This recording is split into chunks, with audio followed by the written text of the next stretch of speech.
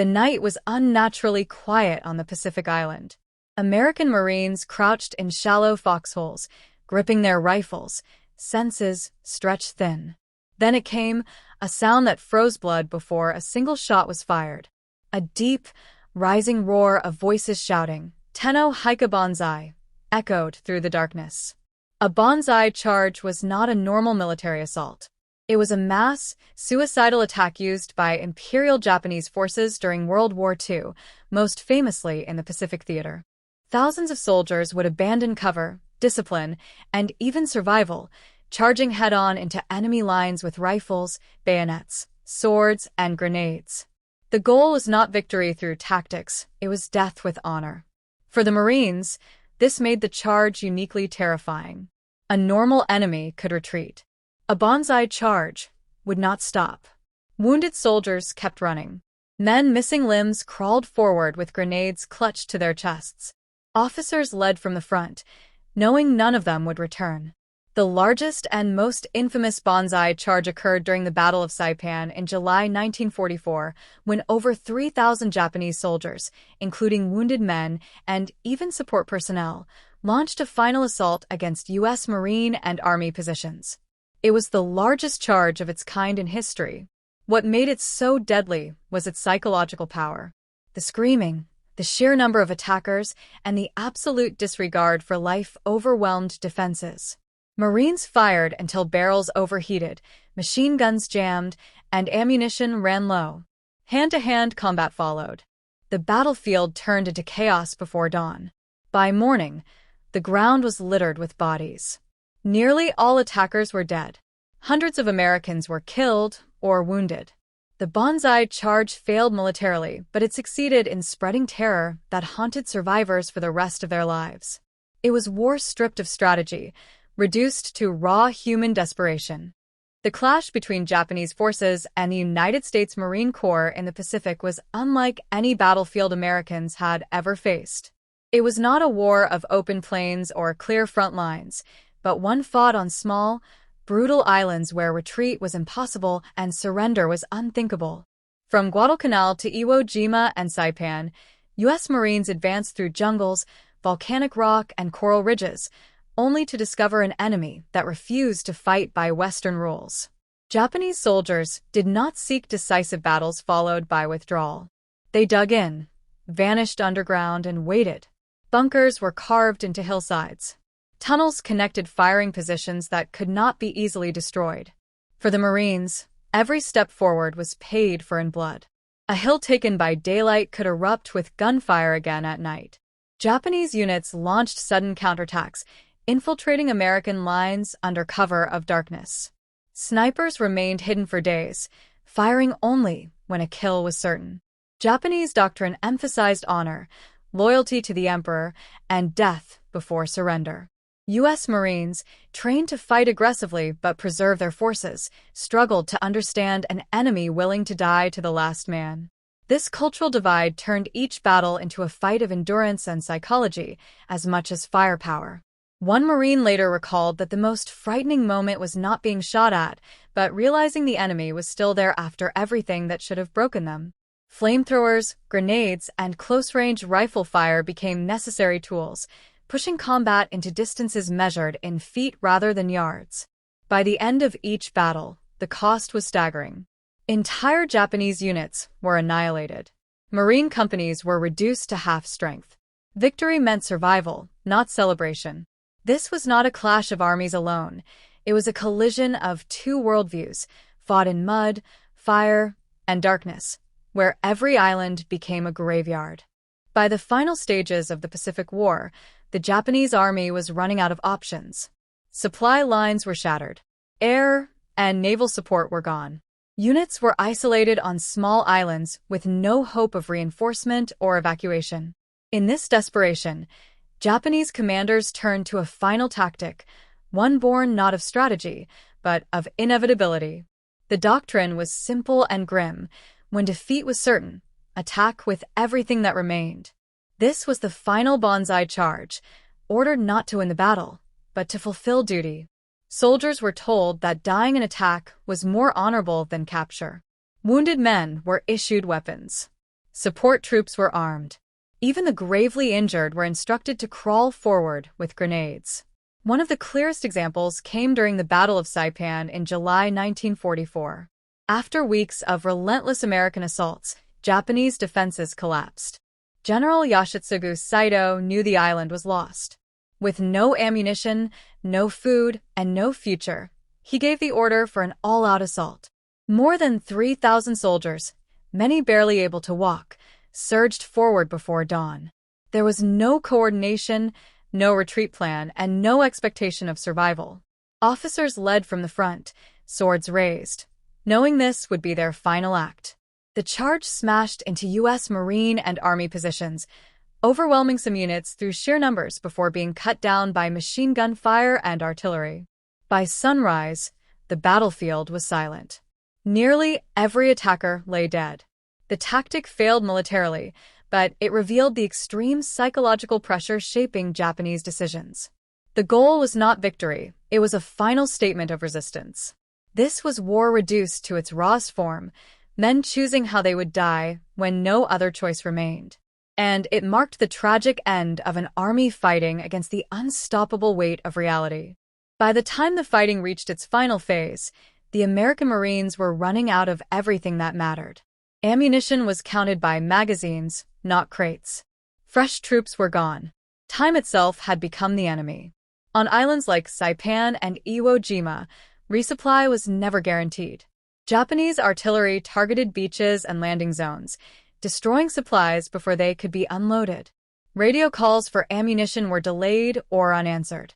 Marines learned to fight with whatever they could carry and whatever they could take from the fallen. Machine gunners fired until barrels glowed red, then waited helplessly as weapons jammed. Riflemen conserved bullets, firing only when targets were close enough to see faces. Medics had no morphine left, no bandages, only torn uniforms and steady hands. Wounded men were dragged into shallow craters because there was nowhere else to put them. Manpower was just as scarce. Companies that had landed with 200 Marines were reduced to 50. Platoon leaders took over squads. Sergeants commanded what remained of entire units. There were no replacements coming. Every loss was permanent. Worst of all was the lack of time. Japanese forces used darkness to regroup, infiltrate, and attack. Marines knew that if the enemy was not broken quickly, the next night would bring another assault. Sleep came in minutes, not hours. Men fought exhaustion as fiercely as they fought the enemy. During the massive Banzai charge on Saipan, this shortage nearly proved fatal. Marines fired until ammunition was gone, then switched to pistols, knives, and rifle butts. Artillery support arrived just in time, stopping the attack at the edge of collapse. Victory was not achieved through abundance, but endurance. The Marines held because they had no other option.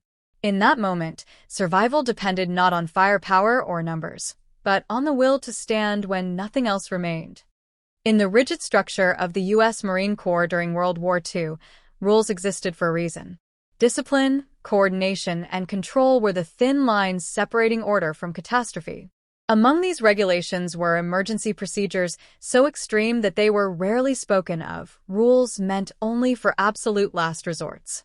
One of them was considered so dangerous that it was effectively forbidden in combat. The rule was not banned because it failed, but because it worked too well, at a terrible cost. It stripped commanders of flexibility and placed lives at immediate risk. Once invoked, it could not be easily reversed. Friendly forces could be endangered just as easily as the enemy. In the chaos of battle, a single mistake could wipe out entire units. Past experiences had proven this. Early in the Pacific Campaign, poorly coordinated emergency actions had led to friendly fire incidents, misdirected support, and confusion that nearly collapsed defensive lines. As a result, strict orders were issued. This rule was not to be used without high-level authorization. In fast-moving battles, such approval was often impossible to obtain in time. Commanders feared that desperation would tempt officers to bypass command chains, acting on instinct rather than strategy. The Marine Corps believed that once discipline broke, the enemy would not need to finish the job. Chaos would do it for them. Yet rules written in manuals rarely survive contact with reality. On isolated islands, radios failed, officers were killed, and battles unfolded faster than doctrine allowed.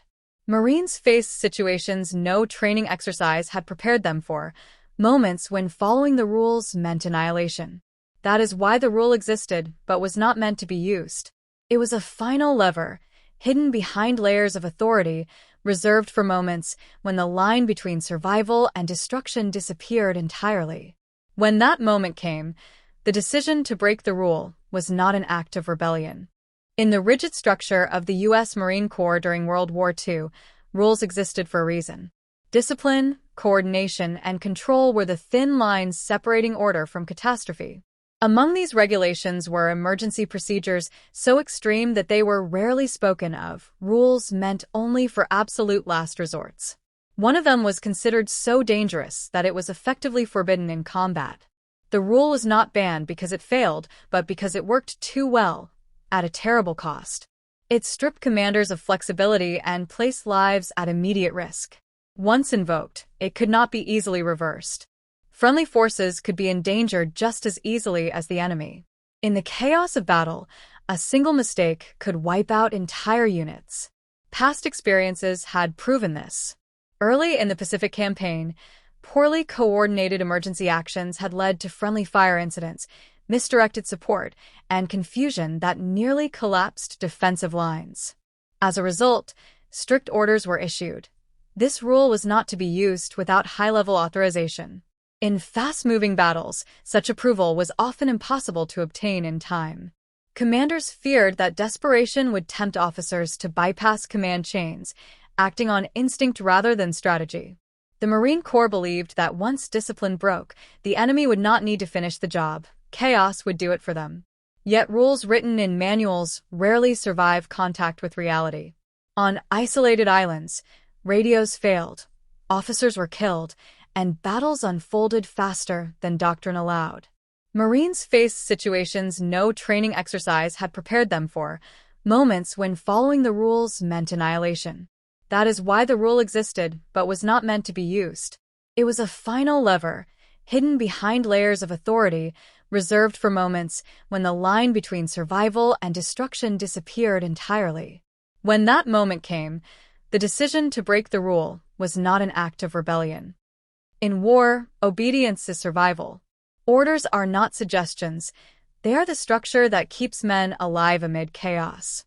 For a U.S. Marine officer in the Pacific, disobeying a direct order carried consequences that extended far beyond the battlefield. It could mean court-martial, loss of rank, imprisonment, or execution. Yet sometimes, the greater danger lay in obedience itself. The Marine Corps drilled this reality into every man. Command existed for a reason, to prevent panic, fragmentation, and reckless decisions. An officer who acted alone risked not only his career, but the lives of everyone under his command. If his judgment failed, history would not forgive him. But battle did not always allow time for permission. Radios were destroyed. Commanders were killed. Situations changed in seconds. In those moments, junior officers were forced to choose between written orders and visible reality. The wrong choice could doom an entire position. During desperate night engagements in places like Saipan, Marines found themselves facing overwhelming force with no guidance from above. Enemy troops broke through lines faster than reports could be sent. Ammunition ran low. Men screamed for orders that never came. To disobey meant acting without approval, calling in fire too close, shifting defenses without authorization, or using emergency measures forbidden by doctrine. If it worked, the officer might still face punishment. If it failed, he would be blamed for disaster. Many chose obedience and died with their orders intact. A few chose disobedience and lived with the consequences. One Marine later said the hardest part was knowing that survival itself could be treated as a crime. This was the true risk behind breaking orders. It was not just physical danger, but moral and professional destruction. Yet in the crucible of war, leadership was sometimes measured not by how well orders were followed, but by knowing when they no longer applied. Just before dawn, the Banzai charge reached its breaking point.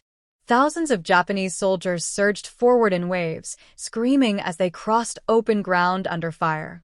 For hours, the Marines had been pushed back, their lines bending, ammunition nearly gone. It felt inevitable that the defenses would collapse. Then, in a narrow window of time measured in minutes, everything changed. Marine officers realized that if the charge was not stopped immediately, it would overwhelm the position entirely. With communications failing and no time for approval, emergency measures were taken. Artillery coordinates were called in dangerously close to friendly lines. Heavy weapons were redirected at point-blank range. Every remaining round was fired without hesitation. The ground erupted. Explosions tore through the advancing mass, breaking its momentum. Smoke, dirt, and fire filled the air, disorienting attackers who had relied on speed and shock. The roar of voices faltered. The unstoppable wave slowed, then fractured. Japanese soldiers continued to press forward, but the unity of the charge was gone. Small groups were cut off and isolated. Leaders fell. What had been a single, terrifying force became scattered pockets of resistance. For the Marines, those moments were fought without thought of victory, only survival. Riflemen fired until weapons clicked empty. Others used captured arms, grenades, anything they could reach. Medics dragged wounded men out of the blast zones as shells landed close enough to shake the ground beneath them. As the sun rose, the charge finally collapsed. The field in front of the Marine lines fell silent. What remained of the attacking force lay motionless or retreating in confusion. The threat that had seemed unstoppable hours earlier was gone. The Banzai charge had not ended with surrender or retreat. It had ended when momentum was destroyed. In those critical moments, the difference between annihilation and survival was measured not in strategy. The Banzai charge was a tidal wave of human force, thousands of soldiers moving as one unstoppable mass. To face it with conventional tactics seemed impossible. Yet it was strategy, not brute strength, that ultimately shattered the assault. Marine commanders understood that raw courage alone could not stop the attack. They reorganized their depleted units into overlapping fields of fire, creating kill zones where machine guns, mortars, and rifles could concentrate without risking friendly fire. Artillery was repositioned to hit the advancing lines at the perfect angle, targeting dense groups rather than isolated soldiers. Every movement was calculated to turn the enemy's numbers against them. Psychological factors played a role as well. The Marines used controlled bursts of fire and flanking maneuvers to create the illusion of greater force. Gaps in the Japanese lines were exploited immediately, preventing attackers from regrouping.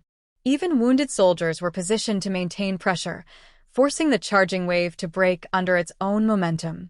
In the chaos of the battlefield, timing was everything. Coordinated counterattacks hit at the right moment, cutting off the front from the rear. Machine guns blazed from entrenched positions, while riflemen targeted leaders and key positions, fracturing command and control within the attacking force. Within minutes, the mass assault, which had seemed unstoppable, began to crumble. By dawn, the charge was broken. What had been a coordinated wave of thousands became scattered groups, isolated and overwhelmed. The Marines had turned the enemy's strength into vulnerability. They had survived not through superior numbers, but through preparation, discipline, and the precise application of tactics. This moment illustrated a fundamental truth of warfare. Even the largest and most determined force can be defeated when strategy and timing exploit weakness. The Banzai charge was not merely halted, it was dismantled. After the dust settled on Saipan, the consequences of that extraordinary decision became clear. A single Marine had invoked a forbidden procedure to stop an overwhelming Banzai charge, acting without authorization. Immediately, questions arose. Had he broken discipline, or had he saved lives? The evaluation was not simple. At first, senior officers were hesitant. Military protocol existed for a reason. Deviation could encourage reckless behavior. Reports of the action were scrutinized for legality, chain of command violations, and potential risks to other units. It was a precarious balance. The rule existed to prevent catastrophe, but breaking it without approval could have ended in disaster. Yet the evidence was undeniable. Hundreds of Marines had survived because of this single, bold action. Positions that would have been overrun held firm. Casualties were limited compared to what they might have been. Commanders had to weigh the act itself against its results. In military history, outcomes alone rarely justified rule-breaking, but context mattered. In the end, the decision was recognized as extraordinary leadership under extreme circumstances. It was labeled a calculated risk, taken when traditional channels had failed. The Marine Corps used it as a case study, how training, judgment, and courage intersect in moments where the difference between survival and annihilation is measured in seconds. At the same time, the evaluation emphasized restraint. Such actions were not to be emulated casually. Future leaders were instructed to understand the principles behind the rule and the weight of responsibility carried by those who might ever face a similar choice. This decision, controversial yet life-saving, became part of Marine lore. It highlighted that discipline, courage, and judgment are not always aligned perfectly with regulations, but in the crucible of war, the right choice can defy the rulebook and still serve the greater mission.